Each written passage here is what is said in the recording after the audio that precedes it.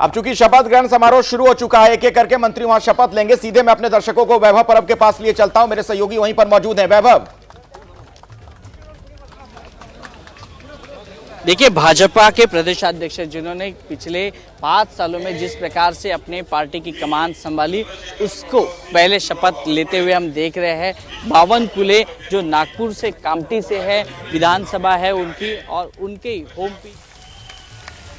शपथ घेतो की कायद्याद्वारे स्थापित झाले आहे अशा भारताच्या संविधानाबद्दल मी खरी श्रद्धा व निष्ठा बाळगीन।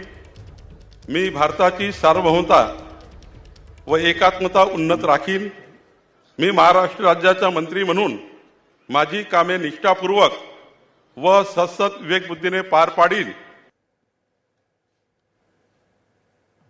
सर्व तऱ्हेच्या लोकांना मी निर्भयपणे व निपक्षपातीपणे तसेच कोणाच्याही विषयी ममत्वभाव किंवा आकस न बाळगता न्याय्य वागणूक देईल। मी चंद्रशेखर प्रभावती कृष्णराव बावनकुळे ईश्वर साक्ष शपथ घेतो की महाराष्ट्र राज्याचा मंत्री म्हणून माझ्या विचारार्थ आणली जाईल किंवा मला ज्ञात होईल अशी कोणतीही बाब असा मंत्री म्हणून माझी कामे यथायोग्य पार पाडण्यासाठी आवश्यक असेल ते खेरीज करून एरवी मी कोणत्याही व्यक्तीला किंवा व्यक्तींना प्रत्यक्षपणे वा अप्रत्यक्षपणे कळवणार नाही किंवा त्यांच्याकडे उघड करणार नाही। तो चंद्रशेखर बावनकुले जो कि अभी मौजूदा अध्यक्ष वहां पर बीजेपी के हैं, महाराष्ट्र में पहले भी मंत्री रह चुके हैं, एक बार फिर से शपथ लेते हुए और वहां मौजूद रजिस्टर पर अब वो दस्तखत करके जो वहां पर औपचारिकता होती है उसे पूरा कर रहे हैं। जी,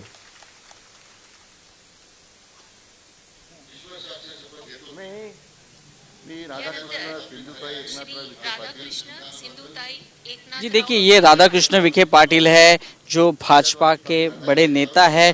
कांग्रेस से ये भाजपा में कई सालों पहले आए और भाजपा के करीबी बड़े नेताओं के करीब गए, इसीलिए उनको यहाँ पे ज़्यादा विश्वास महाराष्ट्र की भाजपा में उनको मिला है और इसीलिए बावनकुले के बाद इनको शपथ लेने का एक मौका मिला है। तो महाराष्ट्र की जो जनता है, महाराष्ट्र का जो विभाग है, उस तरह से देखो ये निर्भयपणे व निपक्षपातीपणे उस वहाँ से कोणत्याही विषयी ममत्वभाव किंवा इनका जो पूरा दौर है वो स्ट्रांग रहा है। भाजपा के लिए ये बहुत महत्वपूर्ण है। आने वाले दिनों में ये ज़्यादा संख्या में ये विखे पाटिल है वो अपनी पार्टी के लिए काम कर सकते हैं और इसीलिए उनको यहाँ पे बड़ा कद मिला है भाजपा में। कांग्रेस से आने के बाद इनको पार्टी बढ़ाने के लिए उन्होंने अच्छा काम किया है। सुजय विखे पाटिल जो इनके बेटे हैं 2019 में जीते थे, लेकिन 2024 में इनको हार मिली। सुजय विखे पाटिल सांसद बनते बनते वो रह गए, लेकिन फिर शिरडी से लगातार ये जीत रहे हैं राधा कृष्ण विखे पाटिल, जिन्होंने अभी अभी शपथ ली है। समीर साहब, इसमें आपको जोड़ना चाह रहे थे क्या इनको लेकर? हाँ, बड़े नेता ये शिरडी से आते हैं। हाँ। कांग्रेस के कद्दावर नेता रहे, भारतीय जनता पार्टी में आ गए थे। इनके बेटे भी सांसद रहे हैं, इस बार चुनाव जरूर हार गए वो। और बड़ा जहां भारतीय जनता पार्टी का आधार नहीं था, कांग्रेस से इनको लेकर आए। अच्छे नेता, जमीन स्तर के नेता लगातार जीतते हैं। और जब 2000 देवेंद्र फडणवीस जब बने थे तो देवेंद्र के बाद इन्होंने शपथ ली थी। इस बार देवेंद्र के बाद प्रदेश अध्यक्ष बावनकुले ने शपथ ली, उसके बाद राधाकृष्ण विखे पाटिल ने लिए। तो बड़े नेता है, बड़ा मंत्रालय इन्हें भी मिलेगा। रेवेन्यू मंत्री रहे ये, मुझे लग रहा है इस बार रेवेन्यू शायद हो सकता है अगर भारतीय जनता पार्टी के पास रहा तो बावनकुले के पास जा सकता है। वो भी विदर्भ से आते हैं और नागपुर कामठी से आते हैं, जैसे देवेंद्र फडणवीस आते हैं। इसका मतलब यह है कि महाराष्ट्र में भारतीय जनता पार्टी को नया प्रदेश अध्यक्ष मिलेगा। मुंबई अध्यक्ष आशीष शेलार भी मंत्री बन रहे हैं, इसका मतलब यह है कि मुंबई का अध्यक्ष भी नया मिलने वाला है। हाँ।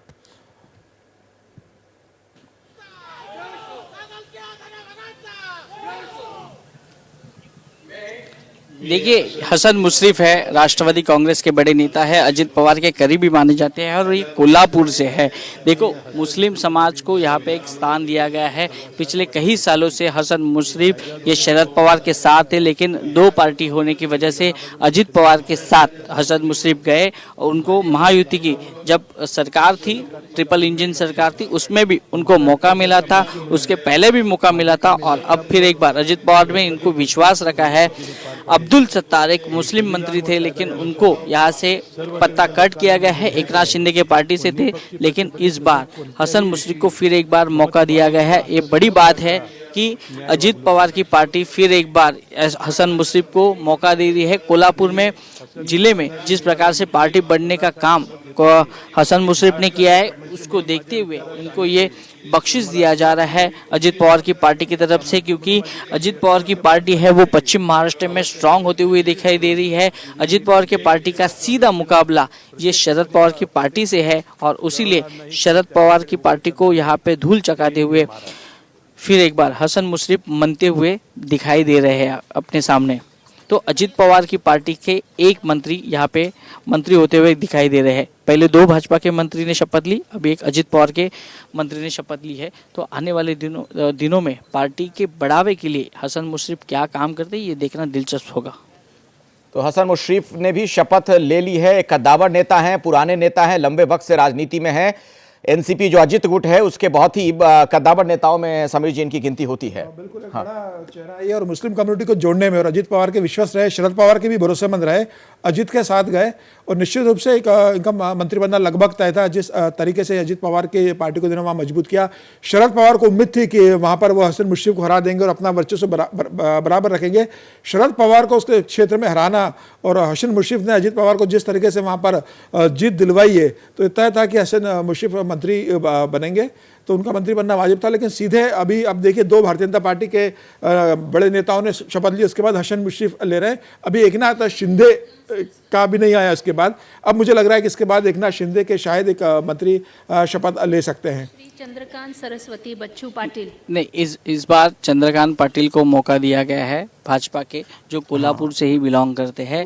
कोल्हापुर में भी भाजपा बढ़ाने के लिए चंद्रकांत पाटिल ने बड़ा योगदान दिया है। पिछले कई सालों से उन्होंने पश्चिम महाराष्ट्र में अपनी पार्टी के लिए काम किया है। इनका सीधा कनेक्शन है वो अमित शाह से जुड़ाया जाता है और इसीलिए अब देखा जाए तो एकमेव नेता है जो पुराने नेताओं में से एक है जिनको यहाँ पे मौका दिया है। उनका नाम है चंद्रकांत पाटिल। ये कोल्हापुर से है और ये हमेशा पार्टी के लिए काम करते आ रहे हैं। पूना से जो चुनाव हुए थे उसमें भी इन्होंने बड़ा योगदान दिया है। महाराष्ट्र की राजनीति में चंद्रकांत पाटिल कभी उद्धव ठाकरे को भी मिले हैं पिछली विधानसभा चुनाव में। तो ये है उनका रवैया है कि राजनीति अलग है और महाराष्ट्र की परंपरा अलग है। इसी को नज़र रखते हुए चंद्रकांत पाटिल अपने पार्टी के लिए काम करते हुए नजर आ रहे हैं। यानी यहाँ पे इस वक्त कोल्हापुर के 2 मंत्रियों ने शपथ ली है। दूसरी तरफ चंद्रशेखर बावनकुले है, वो नागपुर से बिलोंग करते हैं और विखे पाटिल है वो शिरडी अहमदनगर से बिलोंग करते हैं। यानी कुल 4 लोगों ने यहाँ पे अभी तक शपथ लिया है। चंद्रकांत पाटिल अब महाराष्ट्र में पश्चिम महाराष्ट्र की ताकत कैसे बढ़ाते हैं ये देखना होगा। उनको हसन मुश्रीफ के साथ काम करना होगा। हसन मुश्रीफ अजित पवार के करीबी नेता है, तो दूसरी तरफ चंद्रकांत पाटिल का सीधा कनेक्शन दिल्ली में जोड़ा जाता है अमित शाह के साथ। तो इसके लिए उनको यहाँ पे मंत्रिमंडल में स्थान दिया गया है। सुधीर मुनगंटीवार जैसे बड़े नेता इस वक्त पूरे मंत्रिमंडल में किधर भी नजर नहीं आए हैं। कई लोगों को यहाँ पे नाम नहीं दिखाई दे रहा है, कई यंग चेहरे थे उनको भी यहाँ पे मौका देने वाले थे, लेकिन यही इसीलिए फॉर्मूला 2.5 साल का हुआ ऐसी बात अटकलें है यहाँ पे नज़र आ रही है। जो शिंदे के गुट से हो रही है, जो अजित पवार के गुट से हो रही है। अभी तक भाजपा ने ऑफिशियली जारी नहीं किया कि आने वाले 2.5 साल में क्या होगा क्या नहीं होगा।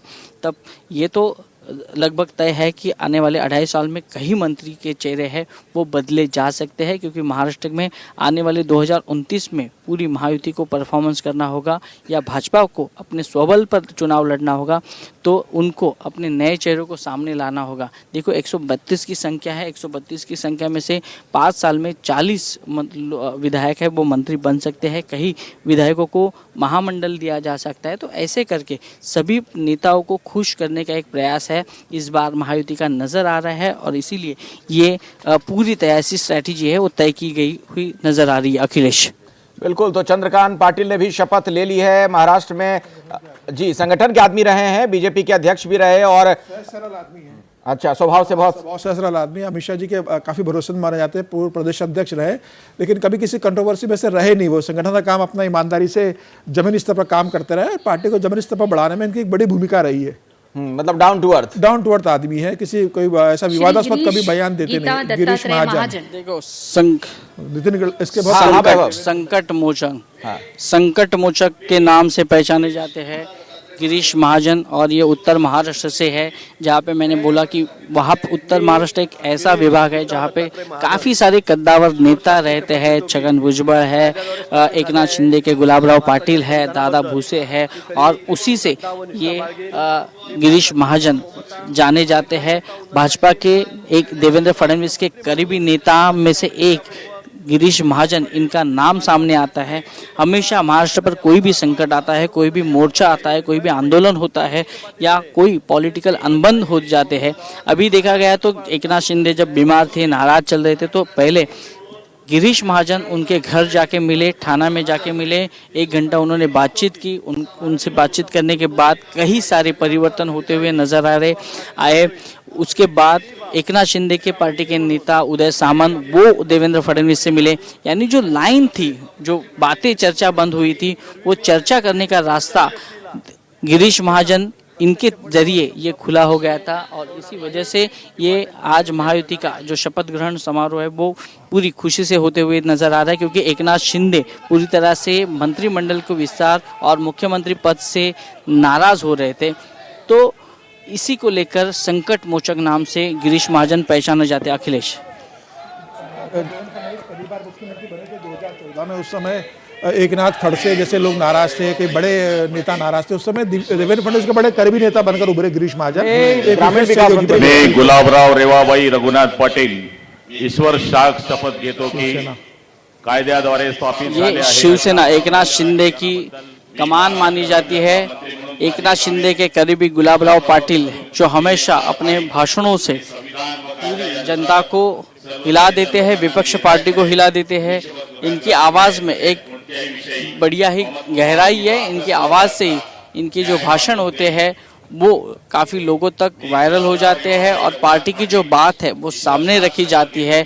संजय राउत जैसे नेताओं को उनकी तरफ से बयान देना ये गुलाबराव पाटिल हमेशा करते आ रहे हैं। संजय राउत जिस दिन सुबह बयान देते हैं, उनको बयान में प्रत्युत्तर है वो गुलाबराव पाटिल देने का काम करते हैं। गुलाबराव पाटिल भी उत्तर महाराष्ट्र से है, जहाँ पे गिरीश महाजन है। जैसे अभी कहा अपने गेस्ट ने कि एकनाथ खड़से जैसे कद्दावर बड़े नेता है, वो वहाँ पे है। और उसी में एकनाथ शिंदे के ये 2 शेर गुलाबराव पाटिल और दादा भूसे। एक बात जो नजर आ रही है मुझे समीर जी, की गुलाबराव पाटिल भी जिस तरीके से आए हैं, अनुभव को काफी तवज्जो देता हुआ ये मंत्रिमंडल नजर आ रहा है मुझे। बिल्कुल, इसमें कोई दो राय नहीं। और देखिए, जो अपने विश्वास सहयोग रहे एकनाथ शिंदे के साथ, जिन्होंने पार्टी के साथ बगावत की, एकनाथ शिंदे के साथ जो जुड़े रहे, और अपने क्षेत्र के बड़े कद्दावर नेता अपने क्षेत्र में जिन्होंने शिवसेना एकनाथ शिंदे को एस्टेब्लिश करने में मदद की है, तो एकनाथ शिंदे अभी अपने पहले मंत्रिमंडल विस्तार में अपने करीबी लोगों को जगह देंगे, इसमें कोई दो राय नहीं है।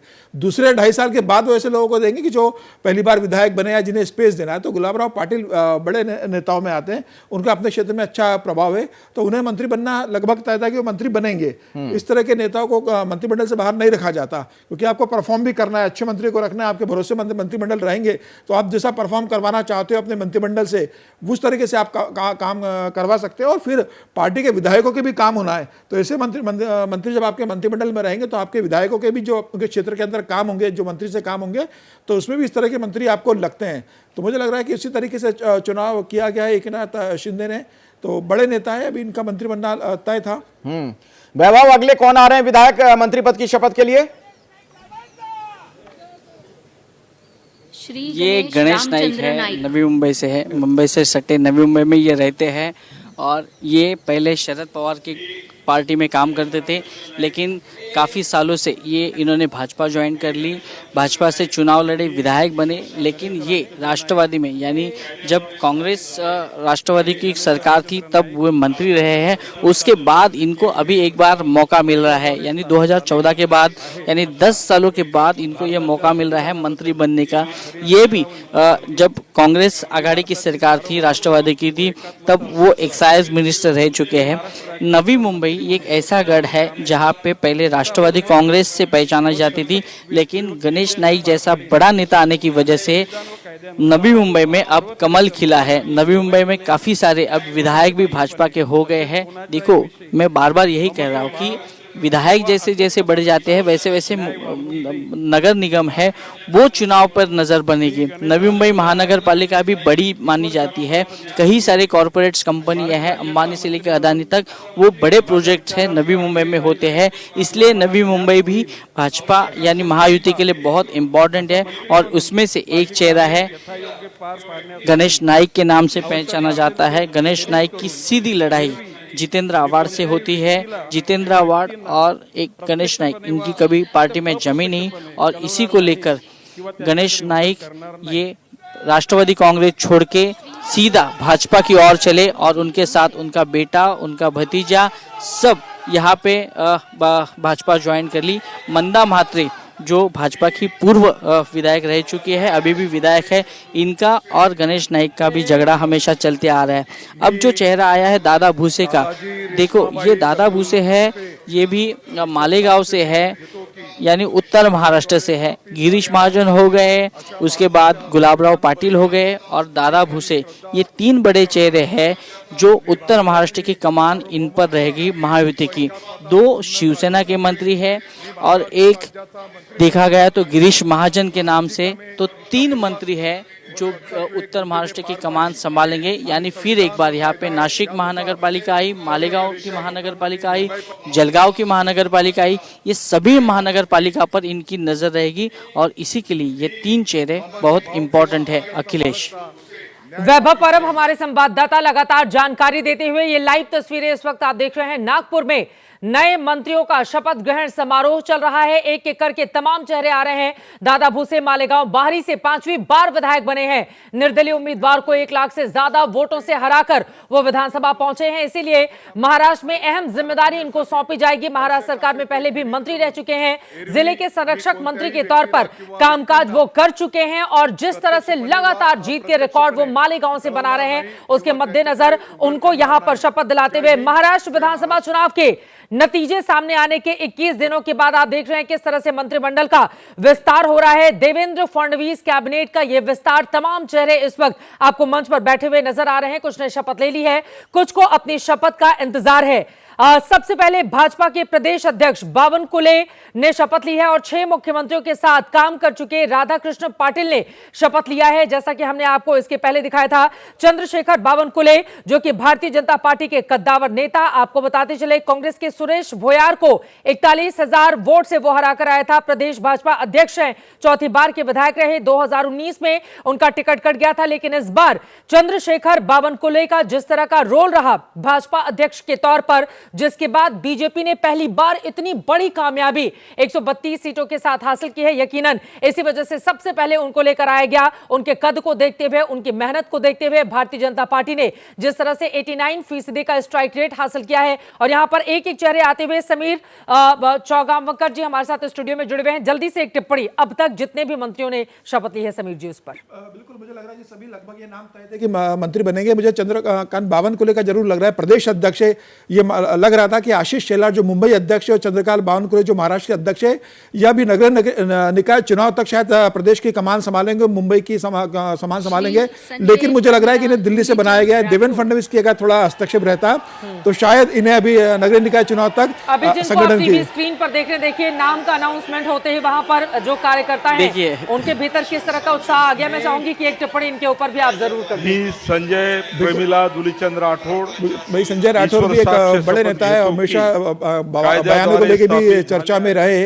इनके ऊपर कुछ आरोप भी लगे हुए हैं, लेकिन विश्वास सहयोगी बने रहे और महायुति में इनका बड़ा संगठन में बड़ी भूमिका रही है। एकनाथ शिंदे का इनके ऊपर बड़ा ट्रस्ट रहा है, अब मंत्री बने तो संगठन के भी आदमी रहे और एक्चुअली एक समय उद्धव ठाकरे भी काफी करीबी माने जाते थे। एक बार इनको इस्तीफा भी देना पड़ा। हाँ बिल्कुल, एक एक कंट्रोवर्सी के साथ जुड़ गई थी। तो फिलहाल अभी जो एकनाथ शिंदे के जो भरोसेमंद है और जिनका संगठन का आधार रहा है, जिन्होंने एकनाथ शिंदे की जो 57 विधायकों की जो जीत हुई उसमें जो भूमिका निभाई है संगठन में और गवर्नमेंट के इसमें, तो मुझे लगा उन लोगों को भी मौका दिया गया है। 2.5 साल बाद फिर मुझे लग रहा है मंत्रिमंडल विस्तार होगा, तब इन लोगों को हटा के नए लोगों को दिया जाएगा। लेकिन ये बड़ा दिलचस्प है, देखिए एक तो इतने दिनों के बाद मंत्रिमंडल विस्तार हो रहा है, इतने सारे किंतु परंतु, हालांकि बाहर खबरें नहीं आने दी, गठबंधन के तमाम नेताओं ने भी बड़ा संयम बरता, लेकिन ये रहा कि अंदर किस तरह की खींचतान चल रही है उससे साफ हो रहा था कि 3 लोग पहले शपथ ले लेते हैं चीफ मिनिस्टर और डिप्टी सीएम के तौर पर, और कैबिनेट विस्तार में इतना ज्यादा लंबा वक्त लग जाता है।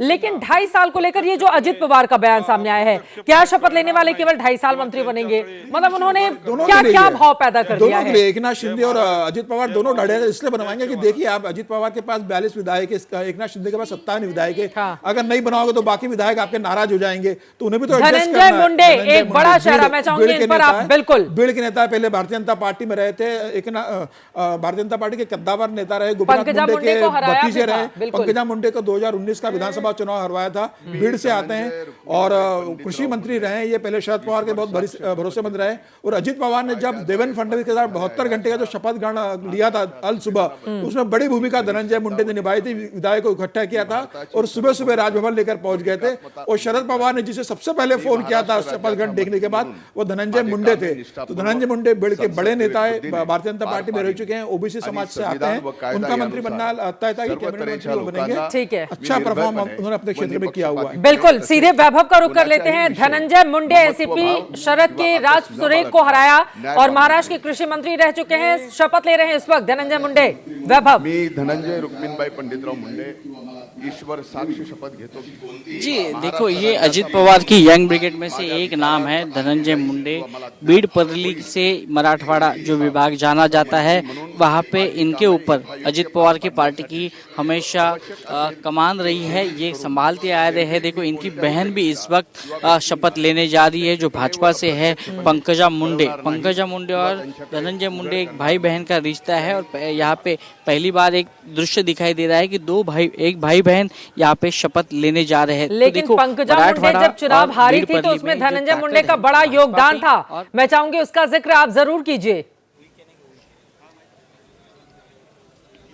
जी बिल्कुल, देखो राजनीति है, महाराष्ट्र की राजनीति में हार जीत तो होती रहती है। उसके बाद मैं ये बताना चाहूंगा कि इस बार जब पंकजा जीती थी तो रक्षाबंधन के त्योहार पर धनंजय मुंडे खुद गए थे और जो पिछला मुकाबला था उसे भुलाकर फिर आगे एक साथ बढ़ने का उन्होंने फैसला लिया था और वो तस्वीरें भी सामने आई थी। तो राजनीति में देखो, एक दुश्मनी भी होती है, दोस्ती भी होती है। उस प्रकार के बाद पंकजा मुंडे और धनंजय मुंडे के विवाद के बाद उन्होंने पूरे पारिवारिक संबंध है वो जताए है और उसके बाद पंकजा मुंडे और धनंजय मुंडे एक साथ आते हुए नजर आ रहे हैं। अभी जो शपथ लेने जा रहे हैं मंगल प्रभात लोढ़ा जी, जो मुंबई से जुड़े हैं, मुंबई से हमेशा हिंदुत्व की आवाज़ उठाते आए हैं।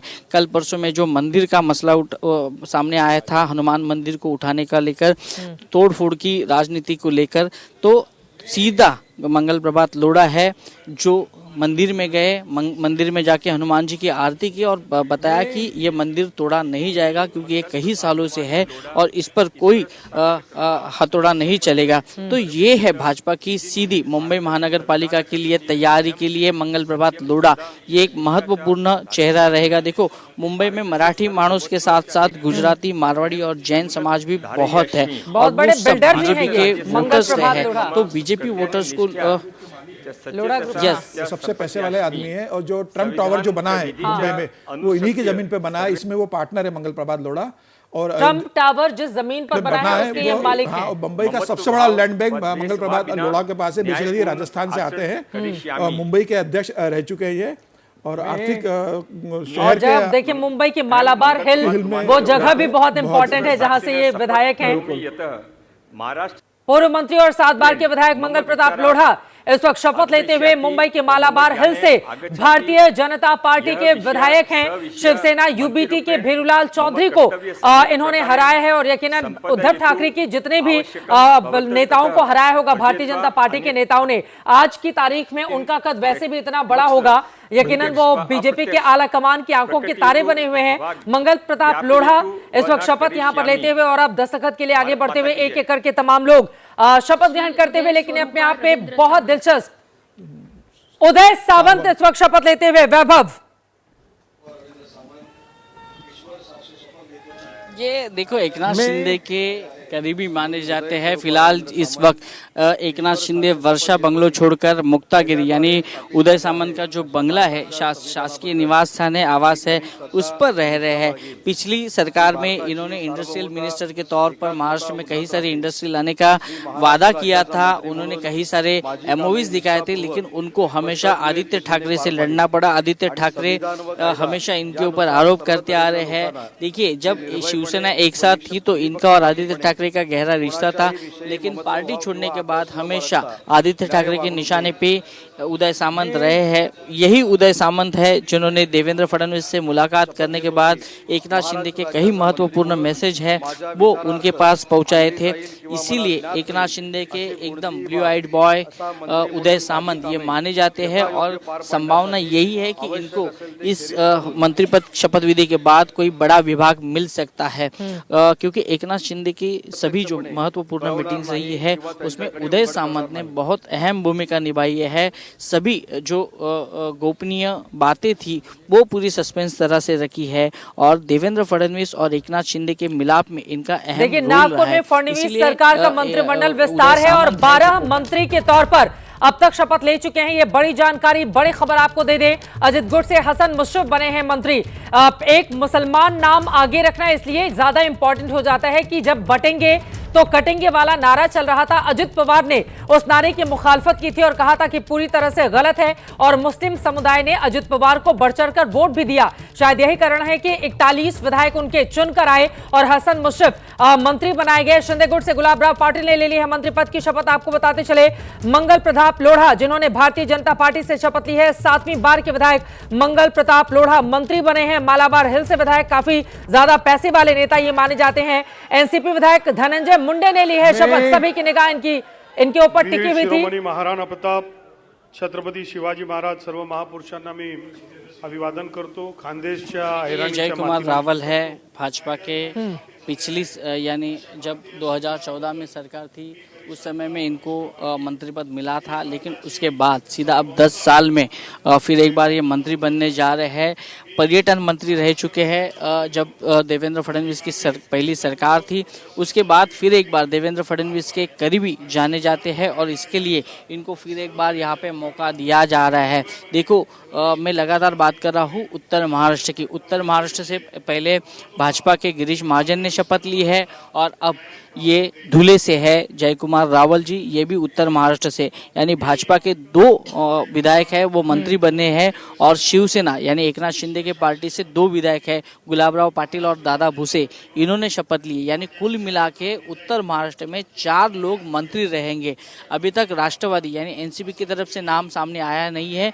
अब कौन आता है उत्तर महाराष्ट्र से ये भी देखना दिलचस्प होगा। पर उत्तर महाराष्ट्र यानी नाशिक, मालेगांव, जलगांव ये महत्वपूर्ण जो जिले हैं उस पर भाजपा महायुति की एक तगड़ी कमान रखने की कोशिश कर रहे हैं। जय कुमार रावल शपथ लेते हुए, आपको बताते चले, शरद पवार गुट के संदीप बेटसे को उन्होंने हराया है। गुलाबी रंग की पगड़ी पहने हुए यहाँ पर आए और गुलाबी रंग की भी बड़ी चर्चा होती रही, खासतौर से अजित पवार के संदर्भ में।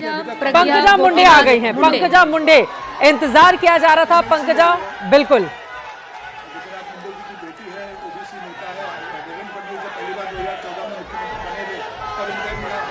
देखो, पंकजा मुंडे गोपीनाथ मुंडे की बेटी, इसके नाम से पंकजा परिवार में कई सारे संघर्ष देखे हैं। लोकसभा चुनाव में हारने के बाद फिर एक बार इनको पार्टी ने मौका दिया है। विधान परिषद पर इनको पार्टी ने ले लिया है। विधान परिषद के तहत इनको विधायक बनाया है और इतना ही नहीं, देवेंद्र फडणवीस के टीम में फिर एक बार इनको मंत्री बनने का मौका मिला है। 2014 में महिला और बाल विकास कल्याण यानी विभाग इनके पास था। 2014 के बाद 2024 में फिर एक बार पंकजा मुंडे मंत्री बनने जा रही है। लेकिन बहुत सारे विवादों में भी पंकजा मुंडे को घेरा गया था। वैभव, चिक्की घोटाला बार बार उसका जिक्र किया गया विरोधी दलों की ओर से और कई बार मुश्किलें भी इनके लिए खड़ी हो गई थी और कई बार पार्टी से अलग लाइन लेती हुई भी महाराष्ट्र में दिखाई देती है। अजित पवार ने कहा था बटेंगे तो कटेंगे का बयान, उसका विरोध पंकजा मुंडे ने भी किया था। बिल्कुल अजित पवार के साथ वो खड़ी हुई नजर आई थी और उन्होंने विरोध किया था कि बटेंगे तो कटेंगे, ये महाराष्ट्र की सियासत को सूट नहीं करता है। वैभव, मुंडे महाजन परिवार, बिल्कुल देखा पंकजा मुंडे ने जिस प्रकार से विरोध किया था, लेकिन पंकजा मुंडे है वो ओबीसी समाज के नेतृत्व में है। कहीं उस तोड़ मजूर है जो खेती है गन्ने की, उसके जो मजूर है उसकी संख्या इनके पास ज्यादा है, उनकी ताकत वही मानी जाती है। और इनका हमेशा दशहरे के मुहूर्त पर इनका भी एक बड़ी रैली होती है भगवानगढ़ पर, उस पे भी लाखों की तादाद में पंकजा मुंडे को सुनने के लिए लोग आते हैं। तो देखिए 2019 से उनका डाउनफॉल जरूर था, 2019 से 24 तक, लेकिन 2024 में फिर एक बार देवेंद्र फडणवीस ने उनको मौका दिया है। देखो 2014 हो या 2019 में महिला मुख्यमंत्री के तौर पर इनका नाम इनके कार्यकर्ता हमेशा आगे लाते थे।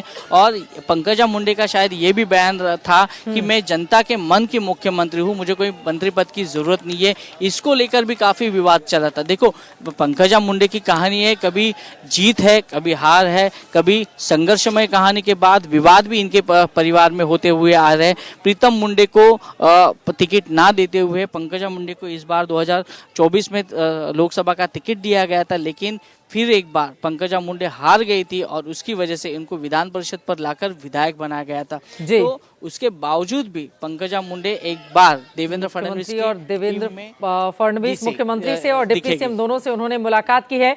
ये महत्वपूर्ण तस्वीरें सामने आ रही हैं। लगातार आपको नागपुर राजभवन से लाइव तस्वीरें दिखा रहे हैं, जहां पर नए मंत्रियों का शपथ ग्रहण समारोह चल रहा है। पंकजा मुंडे ने मंत्री पद की शपथ ले ली है और अब एक एक करके अतुल सावे इस वक्त औरंगाबाद पूर्व से लगातार तीसरी बार बीजेपी के विधायक हैं। एआईएमआईएम के इम्तियाज जलील को हराया। इम्तियाज जलील जो कि एमआईएम के बड़े नेता, उनको हराने के बाद अब शपथ लेते हुए अतुल सावे की ये तस्वीरें।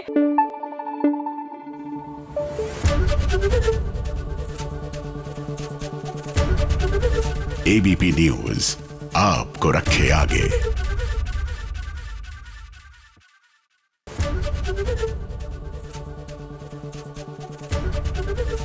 एबीपी गंगा, खबर आपकी, जुबान आपकी।